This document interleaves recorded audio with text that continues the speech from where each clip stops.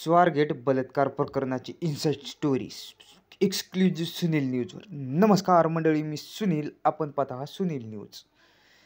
ताई बस इकडे लागली आहे, चल मी तुला घेऊन जातो असं म्हणत आरोपीने केला अत्याचार. तर मंडळी, ही सर्व घटना आहे पुण्यामधील स्वारगेट परिसरातील. दररोज किंवा प्रत्येक वेळेला स्वारगेट म्हटलं की पुण्यामध्ये प्रायव्हेट बसेस, तसेच PMPCच्या बसेस आणि आपल्या महाराष्ट्र शासनाच्या बसेस यांच्यासाठी तेथे असणाऱ्या प्रवाशांची प्रचंड अशी गर्दी होती. पुण्यातील स्वारगेट बस स्थानकावर शिवशाही बसमध्ये घडलेल्या बलात्काराच्या घटनेमुळे अवघा महाराष्ट्र हादरलेला आपल्याला पाहायला मिळत आहे. पोलिसांनी या प्रकरणातील आरोपीचा शोध घेण्यासाठी युद्ध पातळीवर कामगिरी सुरू केली आहे. आरोपीची ओळख पटल्यामुळे त्याच्या कोणत्याही क्षणी मुसक्या आवळल्या जातील असा अंदाज आहे. त्यातच आरोपीने पीडित तरुणीशी ताई म्हणत अत्याचार केल्यामुळे मोठा संतापजनक व्यक्त केला जात आहे. तर नमस्कार मंडळी, ही घटना आहे पुण्यातील. ताई बस इकडे लागली आहे, चल मी तुला घेऊन जातो असं म्हणत आरोपीने तिच्यावर बलात्कार केला आहे. तर काय झालं माहिती का मित्रांनो, पुण्यातून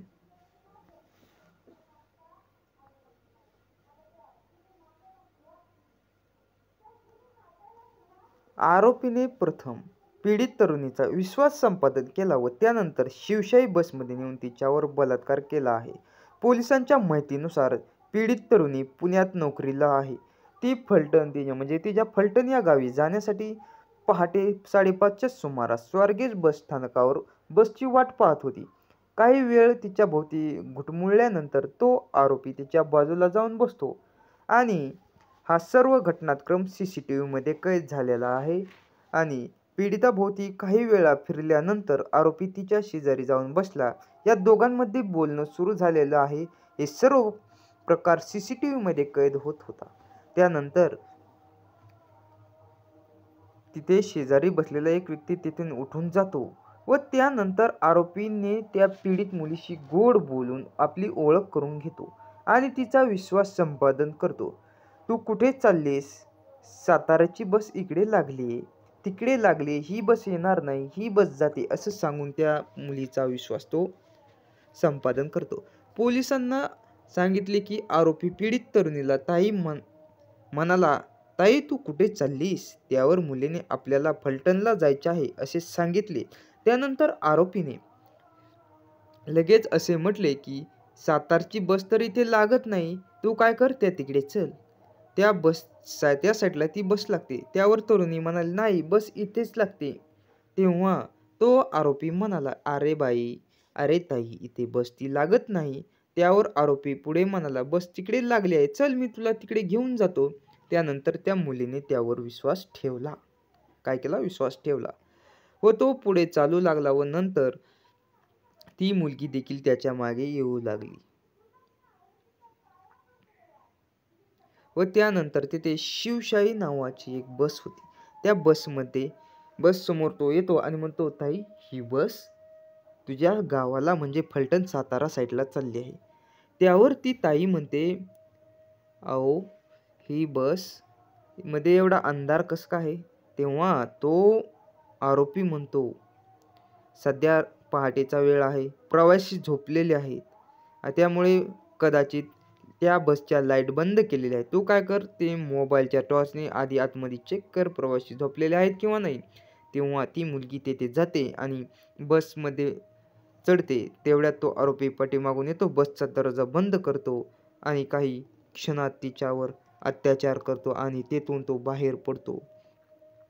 जेव्हा तो बाहेर पडतो त्यावेळेस ते देखील त्या आरोपी तेथून पळ काढतो, म्हणजे तेथून बाहेर जातो. हे सर्व दृश्य कुणीच पाहिलेलं नसतं.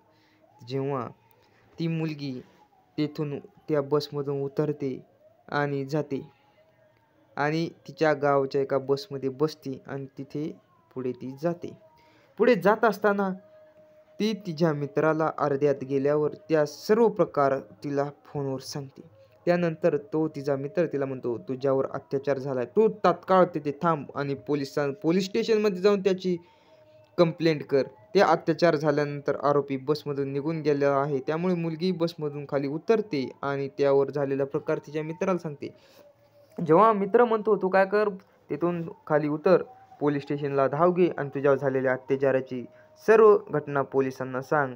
त्यावेळेस पोलिसांनीही त्या घटनेवर विश्वास ठेवून तिचा सर्व तक्रारी नोंद केल्या व नंतर पोलिसांनी तात्काळ आपली यंत्रणा हलवली. श्वान पथकाच्या मदतीने तपास सुरू केला आणि स्वारगेटमध्ये असणाऱ्या CCTV कॅमेऱ्यामध्ये हे सर्व प्रकार कैद झालेला होता.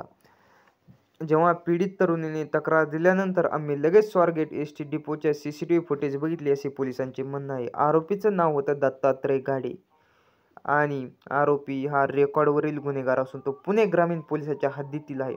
तो मूळचा शिरूरचा आहे. त्यावर अनेक गुन्हे दाखल आहेत. आरोपीला शोधण्यासाठी आठपटके देखील महाराष्ट्र पोलिसांनी लावलेले आहेत. आरोपीचे युद्ध पातळीवर शोध चालू होता आणि आसपासच्या शेतामध्ये श्वान पथकाच्या मदतीने तपास चालू आहे. आरोपी फास्ट ट्रॅक कोर्टात देखील खटला चालवणार आहे असे सुप्रिया सुळे यांचं म्हणणं आहे. आणि किती दुर्दैवी घटना होती. पुण्यात शिवशाही बसमध्ये तरुणीवर बलात्कार. अरे काय चाललंय या महाराष्ट्रात. नाव महाराजांचं, गाडीवर फोटो महाराजांचा आणि असे कृत्य करणाऱ्याला लाजा वाटत नाहीत. ही सर्व घटना त्या 26 वर्षीय तरुणीवर झालेला बलात्कार आणि तोही ताई म्हणून किती संतापजनक वक्तव्य आहे. यावर संपूर्ण महाराष्ट्र या घटनेवर हळहळ व्यक्त करत आहे आणि ही सर्व घटना एक अशी हृदयाला पिळवटून टाकणार आहे की या महाराष्ट्रामध्ये नेमकं चाललंय तरी काय. अरे पोट्यांनो जरा सावध व्हा. गुन्हेगारी करताय तुम्ही आणि असे कृत्य करताय, यातून तुम्हाला काय मिळणार? 5 मिनिटाचा क्षणिक आनंद आणि त्या बिचारीचे जीवन उद्ध्वस्त. या सर्व घटना मन पिळवटून टाकणाऱ्या आहेत. ते बी नाव त्या गाडीवर महाराजांचं, गाडीचं नावावर शेजारी फोटो शिवशाही बस आणि त्यावर असे कृत्य. सर्व प्रवासी आजूबाजूला होते. प्रचंड गर्दी होती. पण त्या मुलीकडे कोणी लक्ष दिलं नाही का? जेव्हा CCTV कॅमेरे चालू होते त्यावर मॉनिटरिंग करणारा जो कोणी होता त्यावर कोणी लक्ष दिलं नाही का? ही सर्व घटना पाहून आपल्याला काय वाटतंय? त्या आरोपीला कोणती शिक्षा मिळाली पाहिजे, किती दिवसात मिळाली पाहिजे, या सर्व प्रतिक्रिया तुम्ही कमेंटद्वारे आम्हाला कळवा आणि तुमच्या प्रतिक्रिया कमेंटद्वारे कळवा. आणि मुलींनी देखील जाताना किंवा एखाद्यावर विश्वास ठेवताना अशा प्रकारच्या व्यक्तीवर कसलाही विश्वास ठेवू नका. हे जग फार विचित्र आहे. या जगात काय होईल सांगता येत नाही. तर मंडळी, हा होता संपूर्ण व्हिडिओ. या व्हिडिओ बनवण्याचं प्रमुख कारण म्हणजे हे सर्व झाले कृत्य मन हेळवून टाकणार आहे आणि प्रत्येक मुलींनी या घटनेतून असं एक आदर्शच नाही म्हणजे एक सतर्कपणा असा घ्यायला पाहिजे की कोणावरही विश्वास ठेवू नका. ही दुनिया लय लय खतरनाक आहे. तर तुम्ही आमच्या चॅनलवर नवीन असाल तर आमच्या चॅनलला सबस्क्राईब करा. ही माहिती तुम्हाला कशी वाटत असेल ती आम्हाला कमेंटद्वारे कळवा आणि आमच्या फेसबुक पेजला, इंस्टाग्राम पेजला subscribe, like, comment, share, follow जरूर करा. धन्यवाद.